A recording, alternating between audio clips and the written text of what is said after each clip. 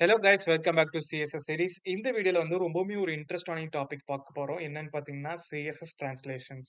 இந்த CSS translation எதுக்குன்னா, ஒரு சிஎஸ்எஸ் ப்ராப்பர்ட்டியை நம்ம ஒரு ஸ்மூத்தான வேல நம்ம வந்து இம்ப்ளிமெண்ட் பண்றதுக்கு தான் இந்த சிஎஸ்எஸ் டிரான்ஸ்லேஷன்ஸ்.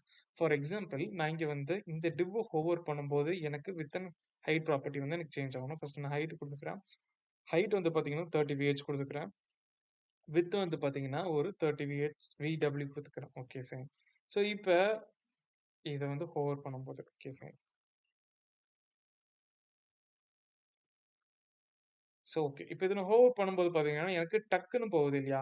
இத வந்து நான் ஒரு ஸ்மூத்தான வேல இம்ப்ளிமெண்ட் பண்றதுக்கு தான் வந்து பார்த்தீங்கன்னா, சிஎஸ்எஸ் டிரான்ஸ்லேஷன்ஸ் வந்து நம்ம யூஸ் பண்றோம்.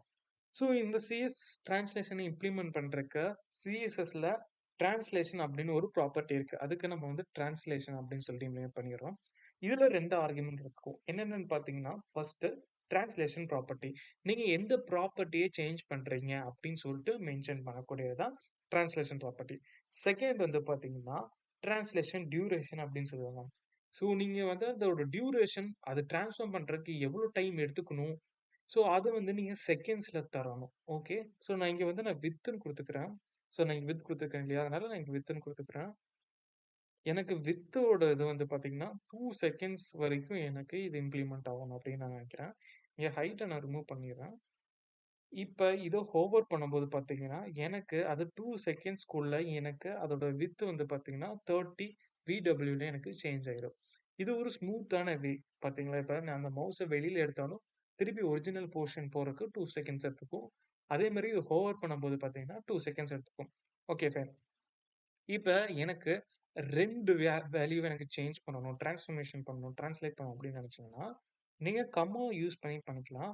இங்க நான் விட்த் குடுத்துருக்கேன் இல்லையா? அதே மாரி இங்க நான் ஹைட் ப்ராப்பர்ட்டி எடுத்துட்டு, அதுக்கு வந்து பார்த்தீங்கன்னா, ஹைட் வந்து எனக்கு 4 செகண்ட்ஸ்க்குள்ள எனக்கு அதோட ஹைட் சேஞ்ச் ஆகணும் அப்படின்னு நினைச்சீங்கன்னா, நீங்க கம்மா யூஸ் பண்ணி அதோட டிரான்ஸ்லேஷன் ப்ராப்பர்ட்டி, டிரான்ஸ்லேஷன் டியூரேஷன் குடுத்துக்கலாம்.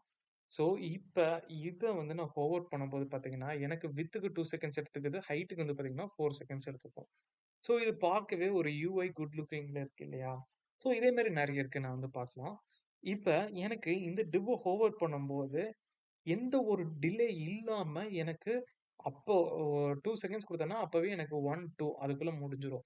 எனக்கு நான் என்ன பண்ணுவேன்னா, இந்த டிவ் ஹோவர் பண்ணும்போது ஒரு 2 செகண்ட்ஸ் டைம் எடுத்துக்கோ. அதுக்கப்புறம் நீ வந்து டிரான்ஸ்லேட் பண்ண ஆரம்பி அப்படின்னு சொல்றதுக்காக தான், இந்த டிரான்ஸ்லேஷன் டிலே அப்படின்னு சொல்லிட்டு ஒரு ப்ராப்பர்ட்டி இருக்கு.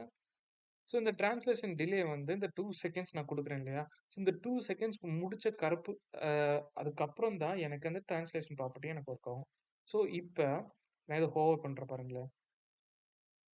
2 செகண்ட்ஸ் கழிச்சு தான் எனக்கு அந்த டிரான்ஸ்லேஷன் வந்து எனக்கு அது நடக்க ஆரம்பிக்கும். சூப்பரா இருக்கு இல்லையா? ஸோ இதே மாரி நெறைய இருக்கு. என்னன்னு பார்த்தீங்கன்னா, டிரான்ஸ்லேஷன் டைமிங் ஃபங்ஷன்.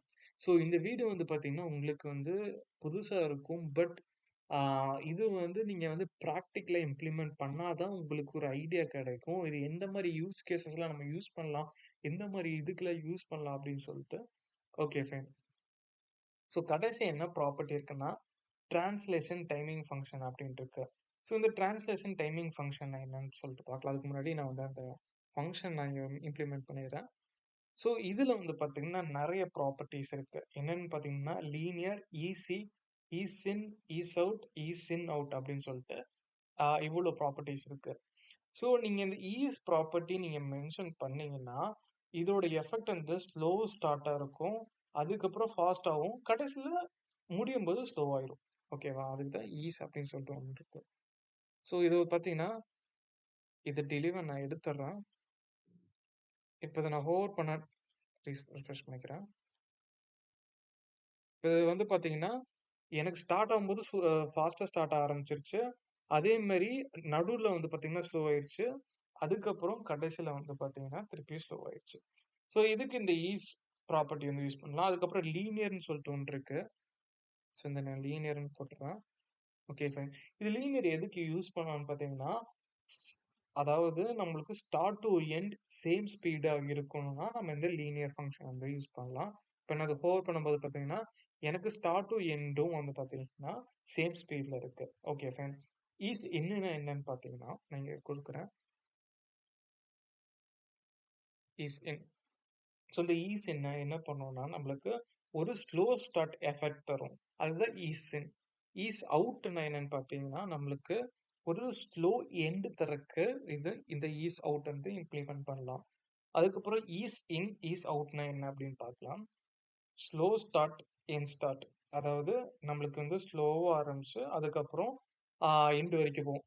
நடுவுல வந்து பார்த்தீங்கன்னா, சேம் ஸ்பீட் இருக்கும். நடுவுலயும், எண்டிங்லயும் சேம் ஸ்பீட் இருக்கும். நம்மளுக்கு வெறும் ஸ்லோ ஸ்டார்ட் ஆரம்பிக்கிறதுக்கு இந்த ஈஸ் இன், அவுட் குடுக்குறாங்க. ஸோ இந்த மாரி நீங்க டிஃபரெண்ட் ஸ்பீட் கண்ட்ரோல் பண்ணணும்னு நெனச்சீங்கன்னா, இந்த ஃபங்ஷன் யூஸ் பண்ணி உங்கனால அதோட ஸ்பீட உங்கனால கண்ட்ரோல் பண்ண முடியும். ஸோ இதே மாரி அடுத்த வீடியோல வந்து பார்த்தீங்கன்னா, நம்ம இந்த அனிமேஷன்ஸ் ஓரியன்டடா நம்ம இந்த CSSல எப்படி இம்ப்ளிமெண்ட் பண்றதுன்னு சொல்லிட்டு பார்க்கலாம்.